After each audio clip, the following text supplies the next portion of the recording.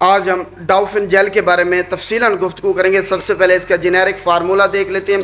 کیٹوپروفین اس کا generic formula ہے، جو کہ ہر گرام کے اندر 2.5% ویٹ اوور ویٹ کے حساب سے یا پھر 25 ملی گرام شامل ہوتا ہے۔ اب دیکھتے ہیں کہ اس کو کس مقصد کے لیے استعمال کیا جا سکتا ہے۔ یہ اینسیڈ ہے، نان اسٹیرائڈل اینٹی انفلیمیٹری ڈرگ۔ تو اگر آپ کے جوڑوں میں درد ہے یا مسل میں درد ہے تو اس کے لیے اس کو استعمال کیا جا سکتا ہے۔ اب دیکھتے ہیں کون لوگ اس کو استعمال نہیں کر سکتے۔ وہ لوگ جن کو ایگزما ہے یا ایکنی ہے وہ اس کو استعمال نہیں کر سکتے۔ اوپن واؤنڈ پہ اس کو استعمال نہیں کیا جا سکتا۔ آنکھوں کے قریب آنکھوں میں اس کو استعمال نہیں کر سکتے۔ منہ کے اندر اس کو استعمال نہیں کر سکتے۔ بچے اس کو استعمال نہیں کر سکتے کیونکہ ان پہ ریسرچ نہیں ہوئی۔ حاملہ خواتین اس کو استعمال نہیں کر سکتی۔ دودھ پلانے والی مائیں اس جیل کو استعمال نہیں کر سکتی۔ وہ لوگ جن کو الرجی یا ہائپر سینسٹیوٹی ہے وہ بھی اس کو استعمال نہیں کر سکتے۔ وہ لوگ جن کو GIT بلیڈنگ ہوتی ہے یا پھر پیپٹک السر ہے وہ بھی اس کو استعمال نہیں کر سکتے۔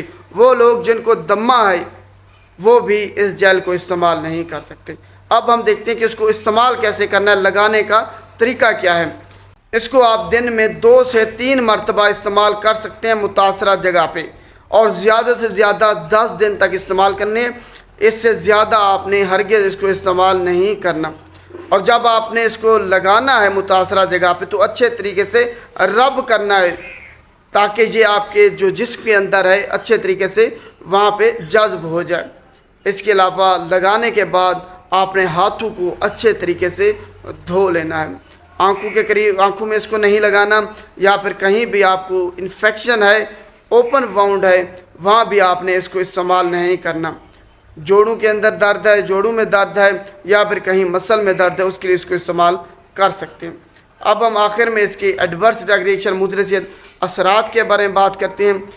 اس سے آپ کو الرجی ہو سکتی ہے، ریشز ہو سکتی ہے، اس کے علاوہ آپ کو برننگ سینسیشن ہو سکتی ہے، فوٹو سینسٹیوٹی ریئیکشن ہو سکتا ہے، اینافلیکٹک ریئیکشن ہو سکتا ہے، ڈائریا ہو سکتا ہے اس کو استعمال کرنے کے بعد، پیپٹک السر ہو سکتا ہے، GIT بلیڈنگ ہو سکتی ہے، رینل فیلئر بھی آپ کو اس سے ہو سکتی ہے۔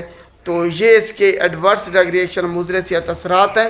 امید ہے آپ کو تفصیلاً سمجھ آ گئی ہوگی کہ اگر آپ کے جسم میں درد ہے، جوڑ میں درد ہے، کہیں آپ گرے ہیں یا مسل آپ کا پل ہو گیا ہے، سٹفنس آ گئی ہے، تو اس کے لیے اس کو استعمال کیسے کرنا ہے، کب کرنا ہے، کتنی مرتبہ کرنا ہے اور کتنے عرصے کے لیے کرنا ہے، کون لوگ اس کو استعمال نہیں کر سکتے، تفصیلاً میں نے آپ کو سمجھا دیا۔